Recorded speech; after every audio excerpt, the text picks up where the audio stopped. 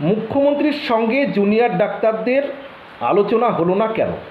Junior ডাক্তাররা রাজ্য সরকারের আবেদনে তারা মুখ্যমন্ত্রীর কালীঘাটের বাড়িতে গেলেন। জুনিয়র ডাক্তাররা তাদের লাইভ স্ট্রিমিংয়ে যে অনড় ছিলেন সে দাবি থেকেও সরে গেলেন। তারা দাবি রাখলেন কি, যে আলোচনার ভিডিও রাখতে হবে। রাজ্য সরকার সেটাও বলেছে, হ্যাঁ ভিডিও রাখবো, কিন্তু সঙ্গে সঙ্গে সেই ভিডিও দেওয়া যাবে না। কিন্তু জুনিয়র ডাক্তাররা বললেন কি, যে না, সঙ্গে সঙ্গে ভিডিও দিতে হবে। রাজ্য সরকার জানালো যে কি, যে সুপ্রিম কোর্ট অনুমতি দিলে তবেই ভিডিও দেওয়া যাবে।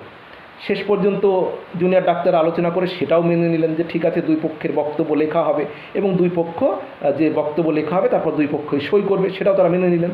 কিন্তু তারপরেও জুনিয়র ডাক্তাররা পরবর্তীকালে যেটা জানালেন যে আলোচনা হলো না। কেন হলো না? কারণ যে এই যে আলোচনার মধ্যে নাকি সময় পার হয়ে গিয়ে বলে জানাচ্ছেন যে রাজ্য সরকারের পক্ষ থেকে যারা আলোচনায় বসবে তারা নাকি বলেছেন যে সময় পার হয়ে গিয়েছে, অনেক লেট হয়ে গেছে, আর আলোচনা